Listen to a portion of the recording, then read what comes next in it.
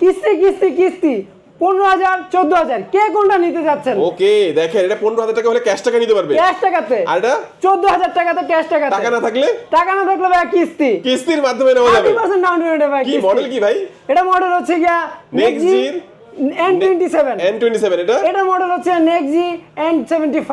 ওকে দেখেন এটার দাম 14,000 টাকা, এটার দাম 15,000 টাকা। আমি দুইটা ফোনই একটু ফ্রন্ট থেকে দেখাই। দেখেন দুইটাই কিন্তু পাঞ্চল ডিসপ্লের ফোন। এই দেখেন এই ফোনটার দাম 15,000 টাকা। কত জিবি এটা? এটা পেয়ে যাচ্ছেন হচ্ছে 8GB 8GB 128GB। আর এটা হচ্ছে 13,999 টাকা। এটা কত জিবি এটা?